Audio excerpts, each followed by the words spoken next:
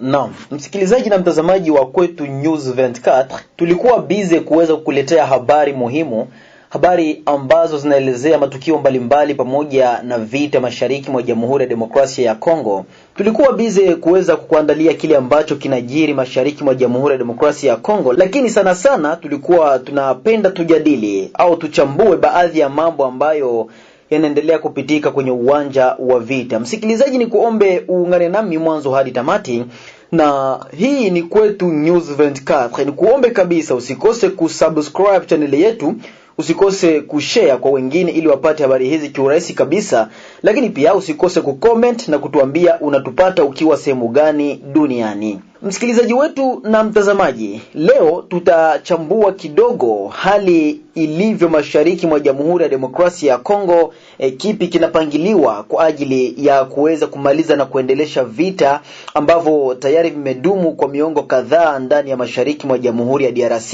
Leo tunajadili kuhusu hali ya vita vinavyoendelea mashariki mwa Jamhuri ya Demokrasia ya Kongo kati ya M23 na vikosi vya FARDC pamoja na wazalendo. Kabla ya yote, ni bora nikujuze kwamba M23 ilifanya vikao vya siri kabisa siku ya Jumapili, usiku wa kuamkia siku ya kwanza au Jumatatu. M23 pamoja na majeshi ya Rwanda wakishirikiana na vikosi vyake vinavyowasaidia pigana mashariki mwa Jamhuri ya Demokrasia ya Kongo. Hapa tunataja wale wa Red Tabara, tunataja Twigwaneho, tunataja Gumino. Waliweza kukutana nchini Rwanda huko jijini Kigali na kuweza kupanga mipango ya kurudilia tena kuuteka mji wa Uvira. Haya ni mambo makubwa sana msikilizaji, ambayo tumeweza kufanya uchunguzi wa kina pamoja na wale ambao wanatupatiaga hizi habari. Wamesema yalikuwa mambo ya hatari sana. Walikutana ndani ya mji wa Kigali huko nchini Rwanda ili kuweza kuuteka mji wa Uvira tena na sehemu zingine zote ambazo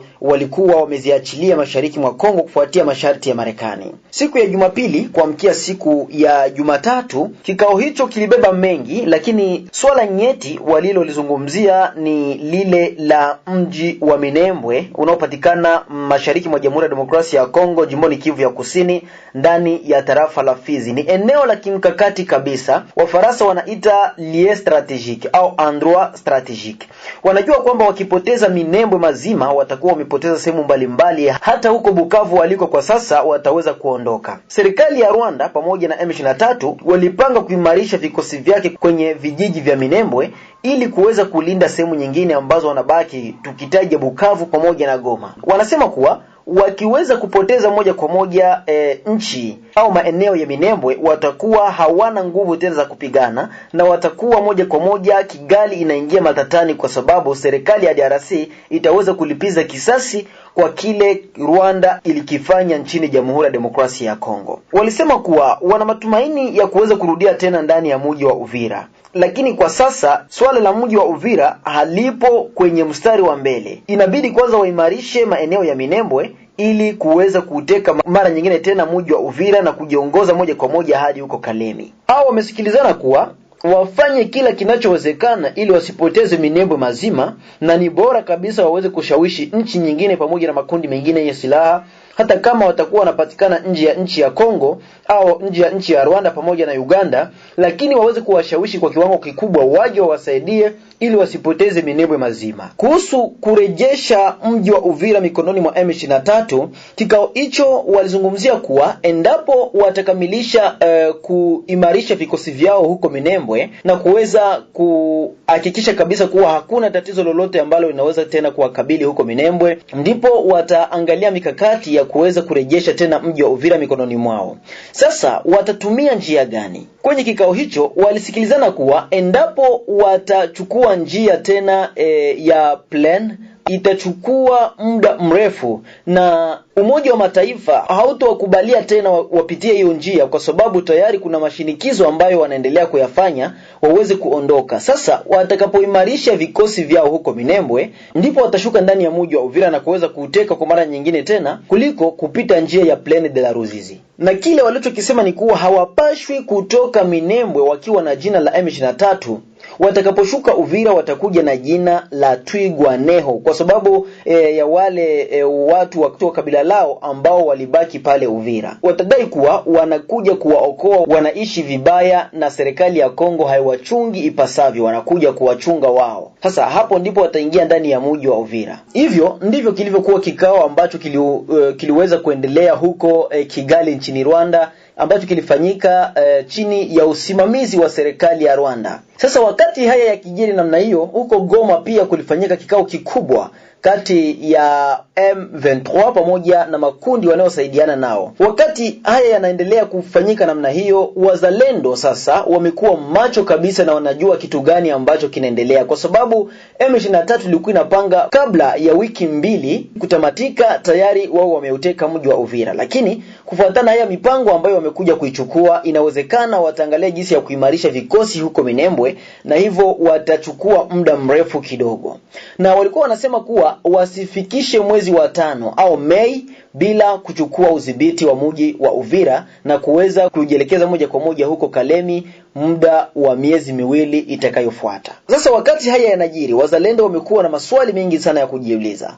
Wanasema hawatokubali hata kidogo, wataendelea kupambana mpaka toni la mwisho. Kinachofuata kati ya wazalendo na serikali ya DRC ni kuendelea kutupiana lawama kufuatia kile ambacho kilisemekana kuwa wazalendo waondoke kwenye miji na wajielekeze kwenye uwanja wa mapambano. Hebu sikiliza kwanza hii sauti ya mzalendo mmoja ambaye amezungumza na kwetu News 24, baadaye tutakuja kurudi. Kwa sasa hivi wakongomani wote wasitiki muwe makini sana. Kikao kilifanyika Goma. Walienda kupewa pesa za kuangusha Uvira tena. Wanajikusanya sehemu ili muda mfupi watafika hapo Uvira, watafika Kamanyola ili wafanye mipango ya kushika Uvira. Kwa hiyo tangazeni haraka sana kuja na moto mwingi sana, na huo moto mwingi sana ambao watakuja nao utakuja kuingia moja kwa moja mpaka Uvira. Wanaweza kuharibu mipango yao, na haraka sana mtaarifu Kinshasa. Wiki 2 zikipita hakujachukuliwa decision yoyote ile, Uvira itakuwa ndombe, kwa sababu wamepewa hizo hela na wameshazikula, na wanasubiri sasa baada ya kutoka hizo sehemu ambazo wanasema wametoka waje wajikonsantre Bukavu kwa ajili ya kuja kuvamia. Mkilala basi mjue kama Uvira itakuwa ndombe. Haina haja ya kujieleza mengi, nafikiri umesikia jinsi gani wazalendo wameongea kwa ajili ya haya mambo. Lakini pia watu wa huko Uvira, jimboni Kivu ya Kusini, wanazungumziaje kauli hii ya komanda region pamoja na gavana wa mkoa wa Kivu ya Kusini? Andre Biadunia Mashaka ni leader wa mji huo, lakini pia ni mwanaharakati wa kutafuta amani ndani ya mji wa Uvira. Naye alisema hivi: Je ne suis pas aussi d'accord kusema kwamba wazalendo wote watenda Angenga. Alors kutuambia kwamba wazalendo batoke, c'est pas mauvais. D'ailleurs, mimi manalize zangu ninabebesha mzigo pouvoir central et le pouvoir provincial hii mabitu ya dérapage za wazalendo. Parce que parmi batu wanasikiaga sana les wazalendo sont parmi ceux qui comprennent mieux. Leo ko ba incriminer ki matafanya désordre atenda Angenga, c'est parce que le gouvernement inabacha bafanya désordre à un certain niveau. Mais aussi hatuwezi kusema wazalendo wote ki habafanya kitu, c'est pas normal. Parce que wazalendo parmi eux, il y a des vrais, tous sont des vrais, mais badakosa encadrement. Il y a des faux parce que le gouvernement n'a acha des ordres yendele na ndo bafona wanaingia mwele mabitu. Bene balikimbia kwa prison centrale, on n'est pas à mesure même aujourd'hui ya kurudisha justice Uvira. Pour que justice aanze kujisaisir na nani mwenye alikimbia kwa prison babakamate bote barudishe mu prison. C'est le gouvernement qui est à la base de tout ça. Hatuwezi kuishi mwingine yenye haina justice. C'est anormal. Et qui doit faire le plaidoyer pour que ça se fasse? C'est le gouverneur. Donc, responsabilité qu'on partage, hawezi kuikimbia, na iko na responsabilité yake mdesordre iko nafanyika hapa ku niveau ya Uvira. Et donc, kusema kwamba bazalendo bote batoke muville, keniko na bisikia mu batu ke non, banachokesha bazalendo. Soyons reconnaissants envers ces jeunes qui meurent. Bako wanakufa ku front parce qu'ils défendent l'intégrité ya mwingine. Hainge kuwa bazalendo leo kama Baraka Fizi Kalemi haikuwake tena.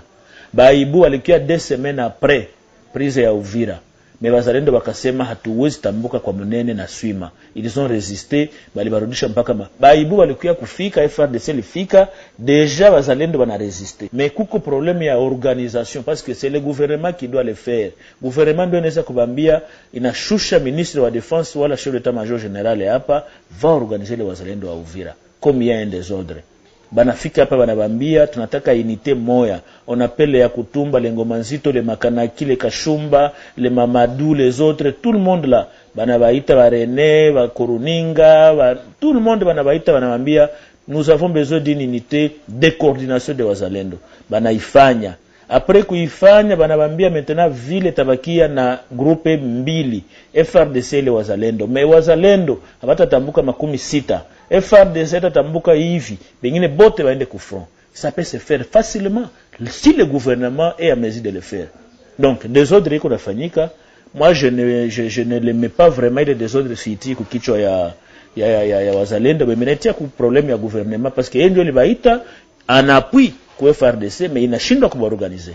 Kama batabaorganiser je suis très d'accord, mais kumenacer kama mwenye tafa désordre ataenda angenga, we créateur wa désordre njoo kwanza kuwe conséquent na benyoko nasema mimi nawaza bamukamatie vile ile maparole yake yenye gouverneur alisema wana Purusi isikree tole. C'est une autorité na ni binadamu, kila mtu anaweza kuwa nafasi yake ya kusema, mais tukamate temps ya kujiorganiser sisi bazalendo pour que tuoneshe gouvernement que nous sommes à mesure de faire quelque chose. Asante sana msikilizaji na mtazamaji wa Kwetu News 24 katika uchambuzi wetu wa leo. Tukutane wakati mwingine. Kwaheri kwa sasa.